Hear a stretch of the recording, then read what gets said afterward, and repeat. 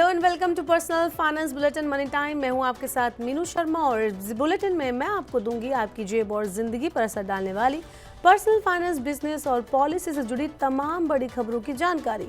इसके अलावा हम आपको इस बुलेटिन में सिर्फ खबर नहीं बताएंगे बल्कि उसका असर भी डिटेल में बताएंगे। तो चलिए फटाफट शुरू करते हैं इस बुलेटिन में खबरों का सिलसिला। शेयर बाजार में लगातार चल रही गिरावट ने निवेशकों की चिंता को बढ़ा दिया है। हाल ही में बीएसई सेंसेक्स अपने ऑल टाइम हाई से 10,000 अंकों से ज्यादा की गिरावट दर्ज कर चुका है, जो निवेशकों के लिए चिंता का विषय है। 27 सितंबर 2024 को सेंसेक्स 85,978 के रिकॉर्ड स्तर पर था, लेकिन 14 फरवरी 2025 को ये 75,939 पर जाकर बंद हुआ, जो 11% से ज्यादा की गिरावट को दिखाता है, जिसके बाद मार्केट एक्सपर्ट्स ने निवेशकों को सावधान रहने की बात कही है। व्हाइट ओक कैपिटल एएमसी के सीईओ आशीष सोमैया ने निवेशकों को अपने पोर्टफोलियो की रीबैलेंसिंग करने की सलाह दी है। तो क्या वक्त आ गया है कि हमें शेयर बाजार में अपने निवेश का आकलन शुरू कर देना चाहिए? चलिए इसी के साथ आज के दिन बाजार के हाल पर भी एक नजर डाल लेते हैं। फॉरेन इंस्टीट्यूशनल इन्वेस्टर्स की बिकवाली जारी रहने और कंपनियों की आय में नरमी ने आज बाजार में मामूली गिरावट दिखाई। सेंसेक्स 29 अंकों के नुकसान में रहा, वहीं निफ्टी में भी 14 अंकों की गिरावट दर्ज की गई।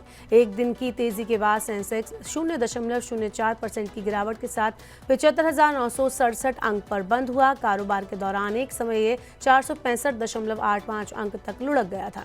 वहीं दूसरी ओर निफ्टी भी 0.06% की गिरावट के साथ 22,943 पर बंद हुआ।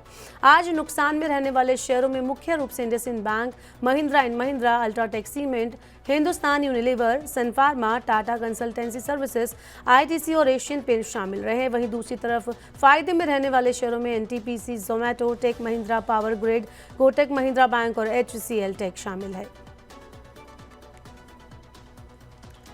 अब हमारी बुलेटिन की अगली खबर भी शेयर मार्केट से ही जुड़ी हुई है।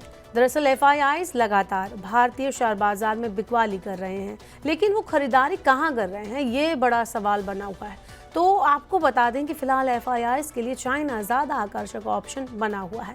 एक्सपर्ट्स की माने तो एफआईआईज जल्द इंडिया नहीं लौटेंगे, क्योंकि उन्हें चाइना ज़्यादा बेटर इन्वेस्टमेंट डेस्टिनेशन लग रहा है। इसका मतलब इंडियन स्टॉक मार्केट में विदेशी निवेश की कमी बनी रह सकती है, जिससे मार्केट में वॉलेटिलिटी और गिरावट बढ़ सकती है। साथ ही एफआईआईज के जाने से बाजार में लिक्विडिटी की भी चिंता आने की संभावना है।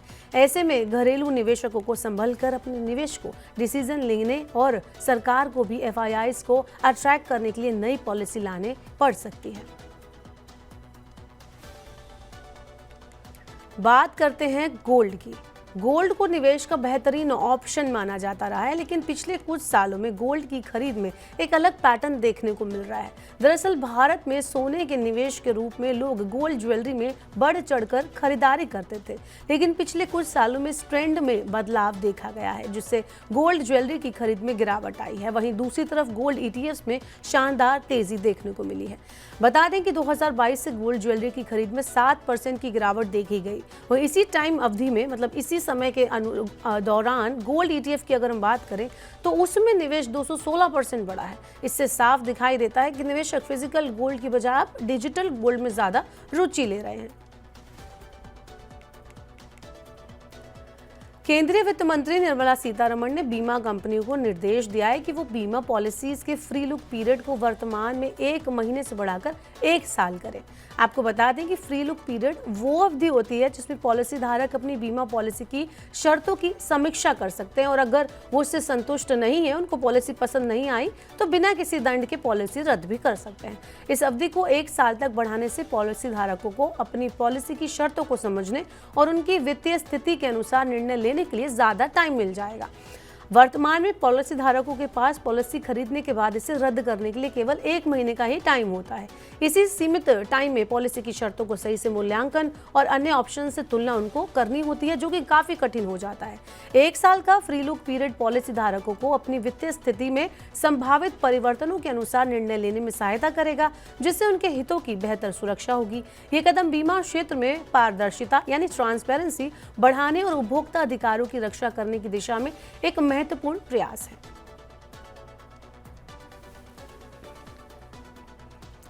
एलन मस्क की टेस्ला ने भारत में अपने संचालन को बढ़ावा देने के लिए मुंबई में 13 नई नौकरियों के लिए विज्ञापन जारी किए हैं। जिसमें स्टोर मैनेजर और डिलीवरी ऑपरेशंस जैसी सीनियर पोजीशन शामिल हैं।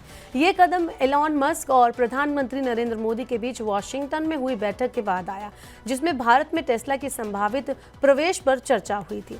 इन भर्तियों के माध्यम से टेस्ला मुंबई में एक शोरूम और डिलीवरी सेंटर स्थापित करने की योजना बना रहा है।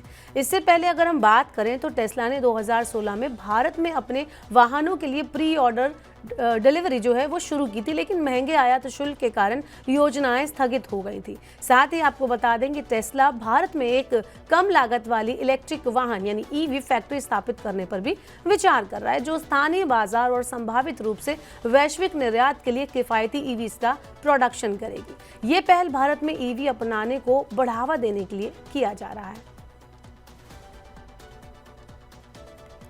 बैंकों में आपके डिपॉजिट कितने सेफ हैं, इस पर फिर से बहस छिड़ गई है।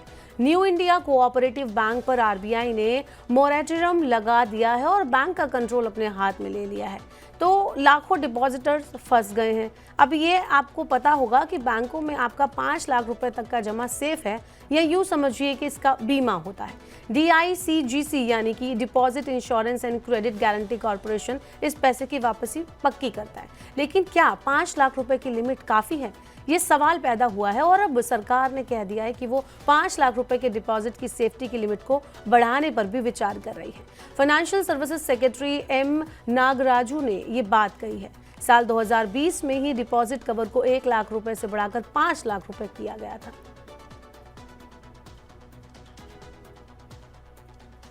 तो फिलहाल के लिए आज के बुलेटिन में इतना ही। अब वक्त हो गया आपसे विदा लेने का। अब आपसे होगी कल मुलाकात। पर्सनल फाइनेंस से जुड़ी खबरों को पढ़ने, सुनने, उनसे जुड़े खास कार्यक्रमों को देखने के लिए आप मनी9 के यूट्यूब चैनल को जरूर सब्सक्राइब कर लें। साथ ही आज का हमारा मनी टाइम आपको कैसा लगा, नीचे कमेंट बॉक्स में अपना फीडबैक हमें जरूर दें। फिलहाल के लिए इस बुलेटिन में इतना ही। बने रहिए मनी9 के साथ। नमस्कार, शुभ रात्रि।